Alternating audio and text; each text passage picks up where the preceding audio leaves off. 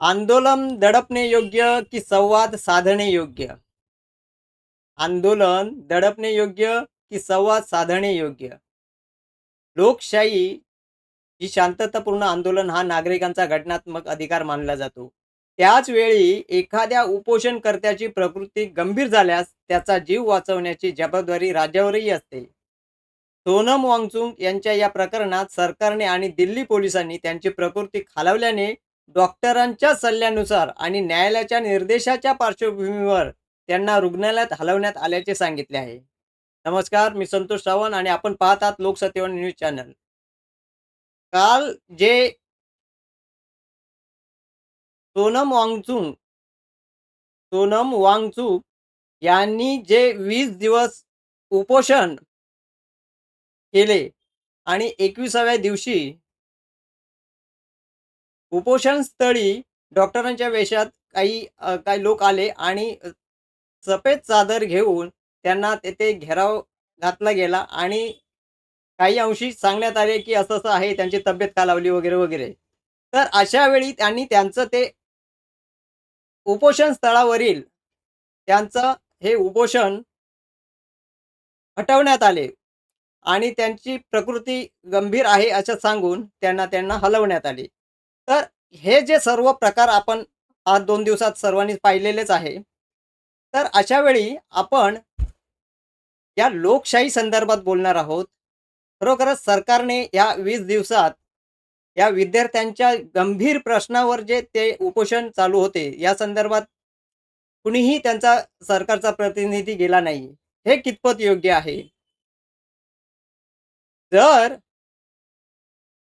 या 20 दिवसात एखादा प्रतिनिधी जाऊन विद्यार्थ्यांच्या समस्यांसंदर्भात जर त्यांनी चर्चा केली असते, तर आता जे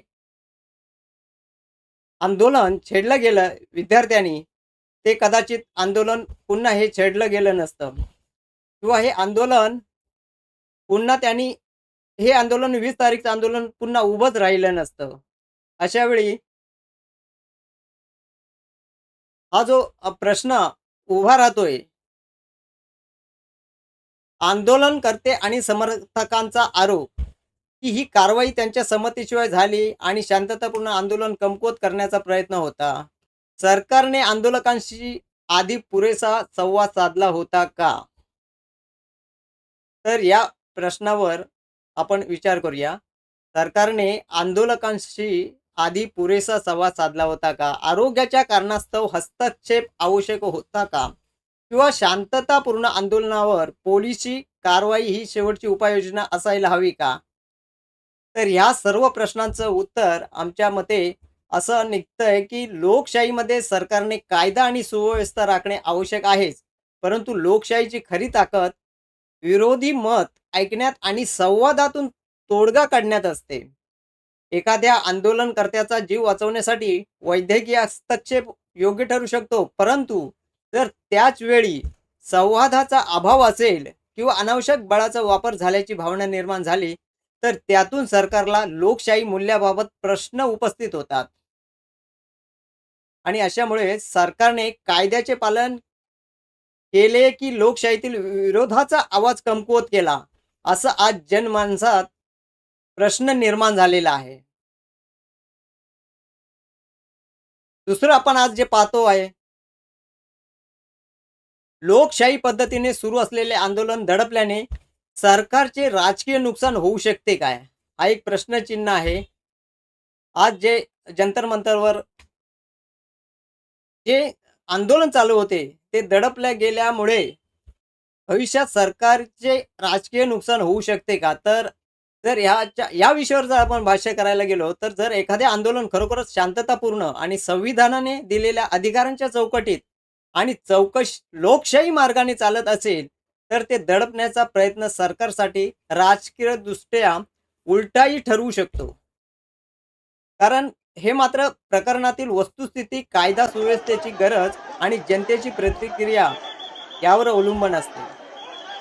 भारतीय राज्यघटनेने नागरिकांना शांततापूर्ण आंदोलन करण्याचा अधिकार दिलेला आहे. त्यामुळे अशा आंदोलनावर कठोर कारवाई झाली तर सरकार लोकशाही मूल्यांचा आदर न केल्याची टीका ही सरकारवर होऊ शकते. आणि म्हणून एखादे आंदोलन जर दडपले गेले, की काही वेळा त्या आंदोलनाला अधिक प्रसिद्धी मिळते आणि जनसहानुभूती वाढते. त्यामुळे आंदोलनाचा प्रभाव कमी होण्याऐवजी तो वाढू शकतो.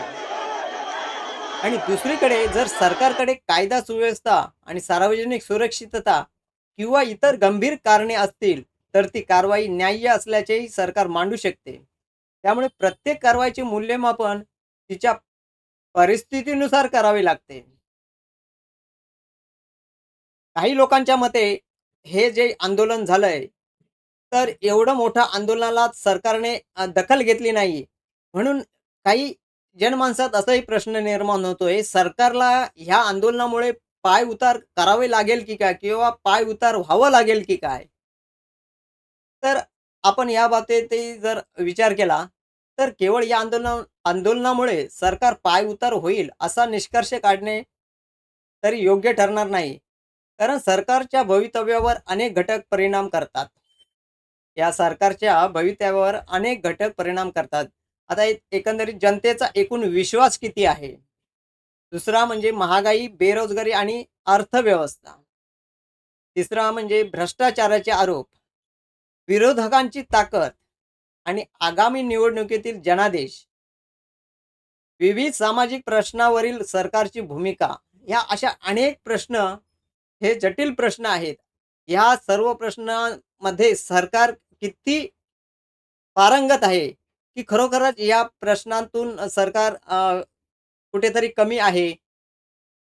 तर ह्या अशी जर गोष्टी घडत असतील, तर कदाचित भविष्यात सरकारला हे धोकाही होऊ शकण्याची शक्यता आहे.